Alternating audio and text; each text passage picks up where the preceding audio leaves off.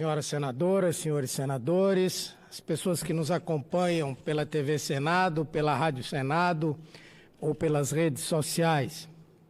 Senhor presidente, nós estamos vivendo nestas últimas semanas momentos de extrema tensão institucional, provocados em sua larga maioria por esse governo autoritário e inconsequente do presidente Jair Bolsonaro. Durante dias e dias, as milícias virtuais do presidente, composta 60% por robôs, atacaram o Congresso, o Supremo Tribunal Federal e agrediram membros destes dois poderes, eleitos como inimigos do governo pelos detratores da honra alheia que se escondem à sombra das redes sociais. Esse clima provocou uma crise entre as instituições e aprofundou o cenário de imensa instabilidade pelo qual o nosso país está passando desde janeiro. O ápice dessa escalada autoritária foi essa manifestação pró-governo do último domingo, cujo nível de padronização, de norte a sul, deixou claro que havia uma sólida estrutura organizadora por trás, que serviu a bancar faixas, camisas, palcos e trio elétricos, com dinheiro vindo, poucos sabem de onde.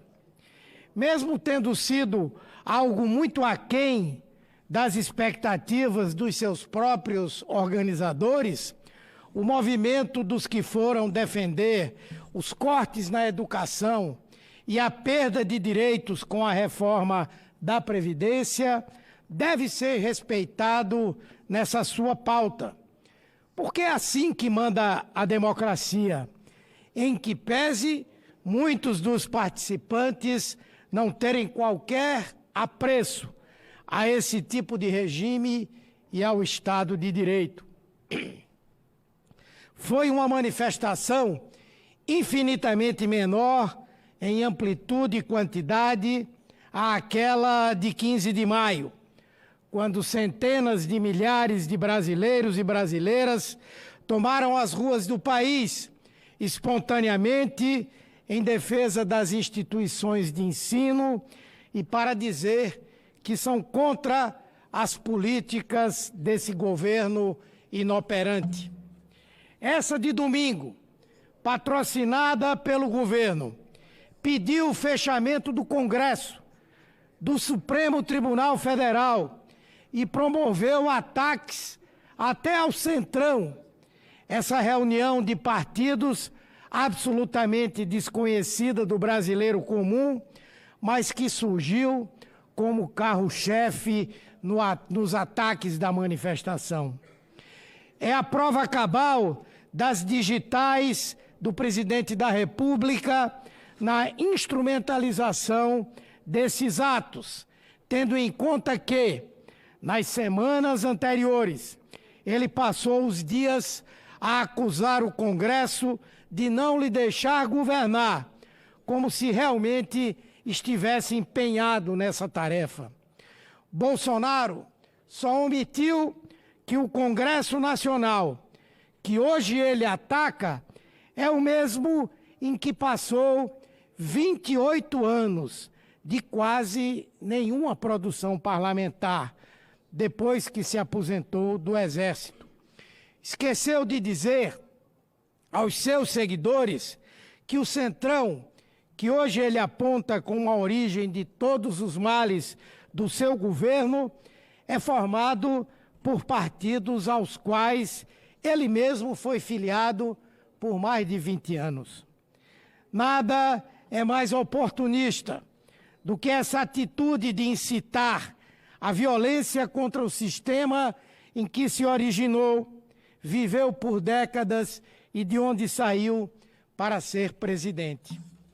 Após a imensa crise criada, após as duras reprimendas que recebeu, até mesmo da grande mídia, após o mercado reagir horrorizado a esse tensionamento, ele voltou atrás e, como sempre, disse que não disse o que havia dito. Agora vem propor um pacto com os outros chefes de poderes para tentar normalizar a situação. É pura balela, um jogo de marketing em que só cai quem assim o deseja. Há 2 semanas, há 2 décadas, em 24 de maio de 1999, o atual presidente da República defendia abertamente o fechamento do Congresso e a morte do então presidente da República, Fernando Henrique Cardoso. De lá para cá, repetiu diversas vezes essas mesmas expressões. Hoje, presidente, só tirou do discurso a proposta de matar o chefe do Executivo, por razões óbvias. Mas segue jogando seus seguidores contra a Câmara dos Deputados, o Senado Federal, o Supremo Poder Judiciário, numa clara demonstração de desapreço ao regime democrático. Não sabe lidar com o contraditório, com a oposição, com negociação. Infelizmente, é autoritário e ditatorial. Então, melhor do que armar café da manhã para fingir uma certa normalidade, o presidente deveria mandar parar as suas milícias virtuais, determinar a elas que deixem de atacar as instituições e os membros dos poderes da República. Esses atos não levam a nada.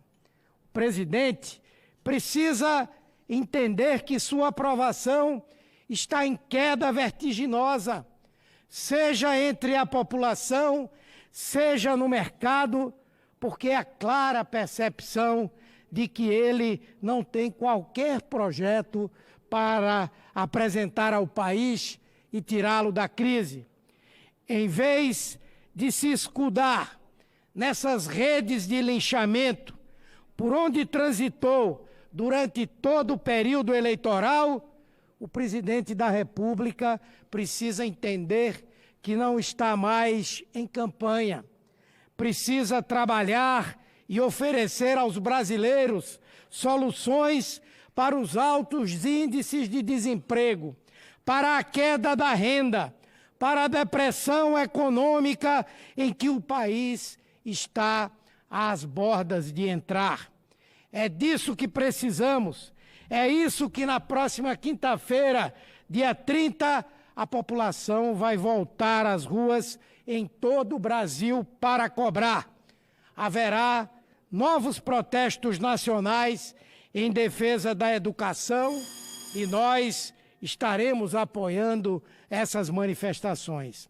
É este o compromisso que tem de ser assumido por todos, o de que não haverá retrocessos no ensino público, de que não haverá fechamento de universidades e institutos federais, de que não haverá cortes violentos que retiram direitos e têm feito o Brasil ingressar a passos largos na demolição de conquistas históricas em prejuízo, especialmente dos mais pobres. O pacto é esse, e ele tem de ser fechado com toda a sociedade, em seus mais diversos matizes. Não é somente entre poderes, entre chefe de poderes, e muito menos tendo o presidente da República como condutor. Ele que estimulou esses ataques institucionais e, menos ainda, tendo essa armada manifestação pró-governo como pano de fundo para esse acordo. As ruas precisam ser ouvidas. Os brasileiros precisam ser compreendidos em seus problemas. ou esse caos econômico em que afundamos em ritmo acelerado vai nos puxar também para um imenso caos social. Mas, senhor presidente, antes de concluir a minha fala, eu quero fazer um registro aqui de muita preocupação. Alguns blogs deram a notícia hoje de que a rádio Jovem Pan do estado de São Paulo teria demitido um dos apresentadores de um de seus programas, um jornalista e professor, Marco Antônio Villa, por ter feito críticas ao governo, ao presidente e ao seu filho.